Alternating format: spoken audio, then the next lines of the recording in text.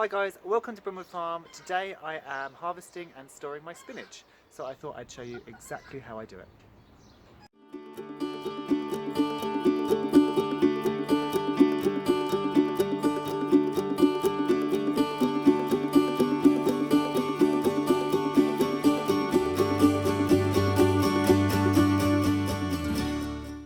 So here is the spinach in question. This is going to be the second cut, and you can see it is already starting.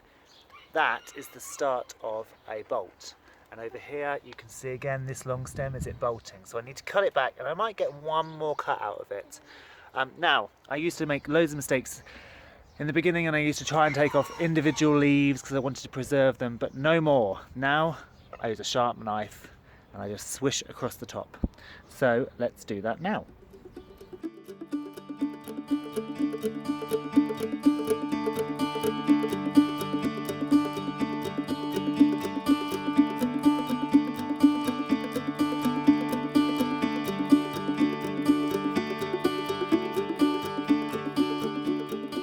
So I have a full tub of spinach, and incidentally this is only about a week and a half's growth because I did this about a week and a half ago. So I take them right back to here. You can see there's a few leaves left on, but I don't pull them off because that gives it a bit of extra photosynthesizing for energy to put into new growth. And that is this bed cleared. Now obviously if this entire bed had been filled all the way down to there with spinach, I'd have tons, but because the chickens got it, I've only got this really harvestable patch.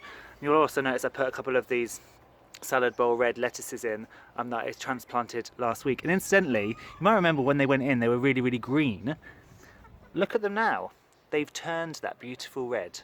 They're starting to spruce up, and the slightly floppy ones are starting to produce the brand new leaves. So actually they'll be harvesting soon as well. Though with the lettuces, I won't be cutting across, I'll be twisting individual leaves up. But for now, let's get this back into the house and we'll go and store it. So sadly, I won't be able to sell this spinach at the farm gate, mostly because I haven't got enough harvest because the chickens got it. So this is all going to be for my personal use. And I don't have a cool room either, so I'm just using your normal bog standard fridge. So I found this method works for me. I was very amateur in the beginning, and I just used to shove it in a bowl, shove it in the fridge, and then wonder why it was rank after a couple of days and went slimy and didn't keep. But now I found this method, and I've stored spinach for up to 2 weeks this way, and it's perfectly crisp and lovely after the 2 weeks after picking. Now, what you want to try and do is you want to try and keep your lettuce as dry as possible. So I always pick and I try not to wash. Now it has been raining outside, so there is some wetness on some of these leaves, and there has been some splashback. So I've just taken off a few of the dirty leaves and popped them in the sink, and I'm going to eat those later. And so the good leaves, the nice clean leaves, I will store. And of course I will wash them when I come to eat them, but for storing I want to keep them as unwashed.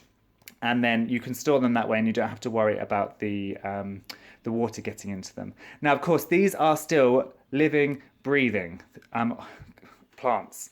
So although they're dry now, if you put them into a concealed container, they are still going to produce some perspiration. So what I use is Ziploc bags. Now these are from Lakeland, but there are lots of grocery stores in the UK that have these, and I think in the US Ziploc bags are freely available.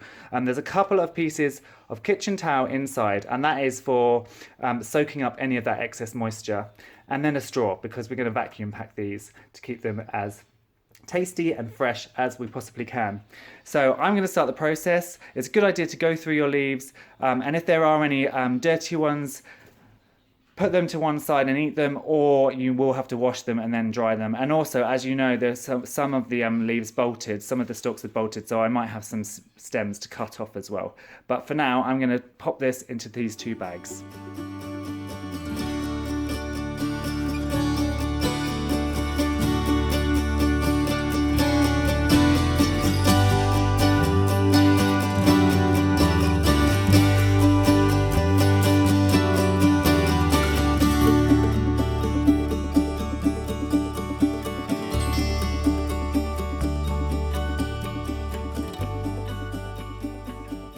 So there we go, 2 bags ready to go for the refrigerator, and these will last for at least a couple of weeks. Just remember that every time you open it, you need to try and reseal it and redraw the air out, and you might need to add some extra kitchen towel, especially because it has been raining today, so these are a bit more wet than I'd like, so I'll probably be adding some more kitchen towel over the coming days. And you can do this with any of your greens from the garden, but also the greens that you buy in the supermarket. So when you bring them back in those plastic bags, open the plastic bags, shake them off, make sure they're dry, and then just do this method.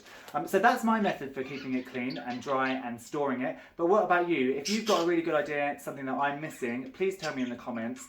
Hit the subscribe button for more videos, and I will see you again next week for a Monday Magic. But until then, have a great weekend. See you soon. Bye.